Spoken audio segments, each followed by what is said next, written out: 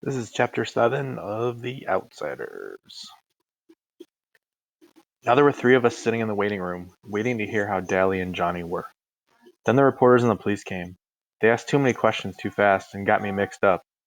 If you want to know the truth, I wasn't feeling real good in the first place. Kind of sick, really. And I'm scared of policemen anyway. The reporters fired one question right after another at me and got me so confused I didn't know what was coming up. Terry finally told them I wasn't in any shape to be yelled at so much, and they slowed down a little. Derry's kind of big. Soda Pop kept them in stitches. He'd grab one guy's press hat and another's camera and walk around interviewing the nurses and mimicking TV reporters. He tried to lift the policeman's gun and grinned so crazily when he was caught that the policeman had to grin too. Soda can make anyone grin. I managed to get hold of some hair grease and comb my hair back so that it looked a little better before they got any pictures. I'd die if I got my picture in the paper with my hair looking so lousy. Derry and Soda Pop were in the pictures too. Jerry Wood told me that if Soda Pop and Derry hadn't been so good looking, they wouldn't have taken so many. That was public appeal, he said.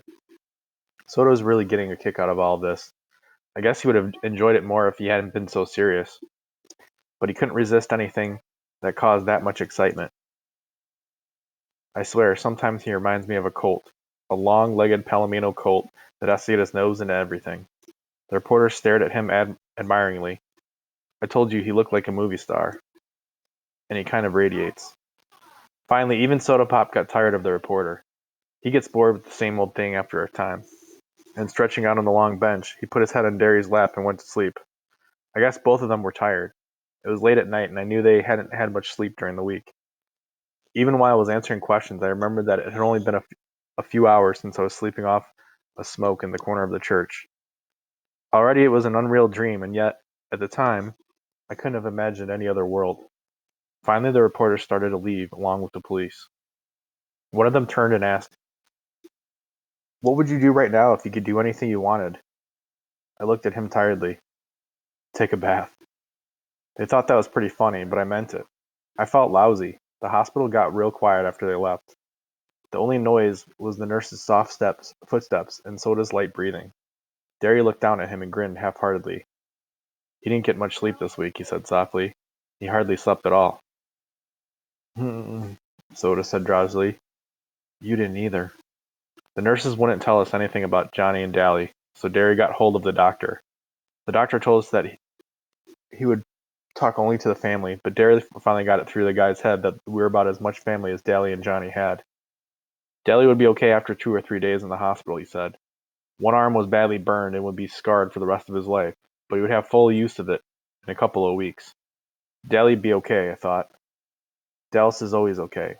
He could take anything. It was Johnny I worried about. He was in critical condition. His back had been broken when that piece of timber fell on him. He was in severe shock and suffering from third-degree burns. They were doing everything they could to ease the pain, although since his back was broken he couldn't even feel the burns below his waist. He kept calling for Dallas and Ponyboy. If he lived, if. Please no, I thought. Please not if. The blood was draining from my face, and Derry put an arm across my shoulder and squeezed hard. Even if he'd lived, he'd be crippled for the rest of his life. You wanted it straight, and you got it straight, the doctor said. Now go home and get some rest. I was trembling. A pain was growing in my throat, and I wanted to cry. But greasers don't cry in front of strangers. Some of us never cry at all, like Dally and Tubit and Tim Shepard. They forgot how at an early age, Johnny crippled for life. I'm dreaming. I thought in panic. I'm dreaming. I'll wake up at home or in the church and everything will be like it used to be.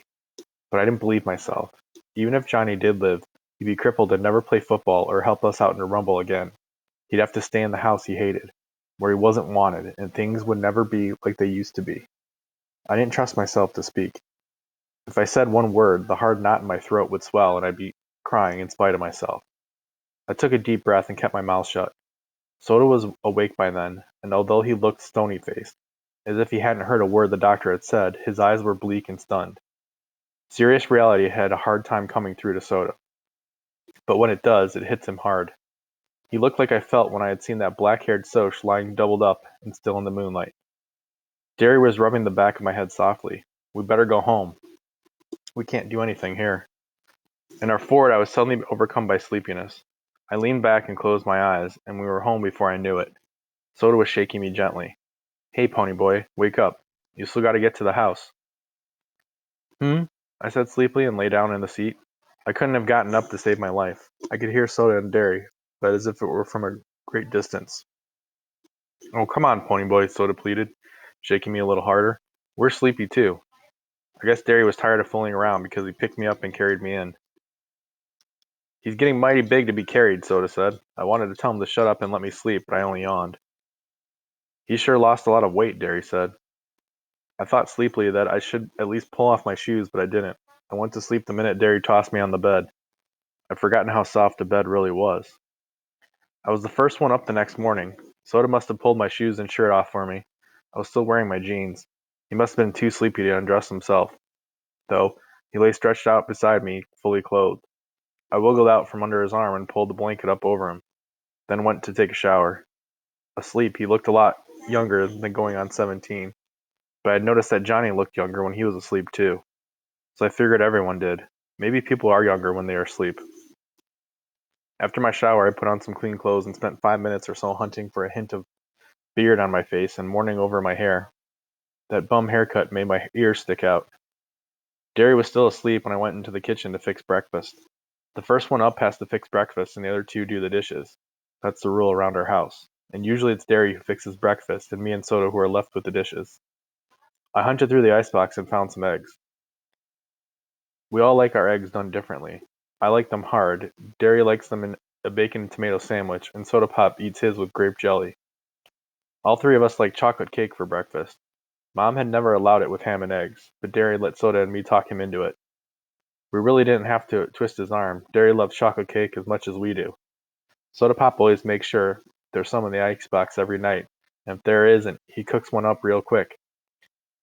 I like Derry's cakes better. Soda Pop always puts too much sugar in the icing. I don't see how he stands jelly and eggs and chocolate cake all at once, but he seems to like it. Derry drinks black coffee and Soda Pop and I drink chocolate milk. We could have coffee if we wanted it, but we like chocolate milk. All three of us are crazy about chocolate stuff. Soda says if they ever make a chocolate cigarette, I'll have it made. Anybody home? A familiar voice called through the front screen, and Two-Bit and Steve came in. We always just stick our heads into each other's houses and holler, hey, and walk in. Our front door is always unlocked in case one of the boys is hacked off at his parents and needs a place to lay over and cool off. We never could tell who we'd find stretched out on the sofa in the morning. It was usually Steve, whose father told him about once a week to get out and never come back. It kind of bugs Steve, even if his old man does give him $5 or $6 the next day to make up for it. Or it might be Dally, who lived anywhere he could. Once we even found Tim Shepard, leader of the Shepard gang, and far from his own turf, reading the morning paper in the armchair. He merely looked up, said hi, and strolled out without staying for breakfast. Two-Bit's mother warned us about burglars, but Derry, flexing his muscles so that they bulged like oversized baseballs, drawled that he wasn't afraid of any burglars, and that we didn't really have anything worth taking. He'd risk a robbery, he said, if it meant keeping one of the boys from blowing up and robbing a gas station or something, so the door was never locked. In here, I yelled, forgetting that Derry and Soda were still asleep. Don't slam the door. They slammed the door, of course, and Two-Bit came running into the kitchen. He caught me by the upper arms and swung me around, ignoring the fact that I had 2 uncooked eggs in my hand. Hey, Ponyboy, he cried gleefully. Long time no see. You'd have thought it had been 5 years instead of 5 days since I'd seen him last, but I didn't mind. I like old Two-Bit. He's a good buddy to have. He spun me into Steve, who gave me a playful slap on my bruised back and shoved me across the room. One of the eggs went flying. It landed on the clock, and I tightened my grip on the other one so that it crushed and ran all over my hand. Now look what you did, I griped.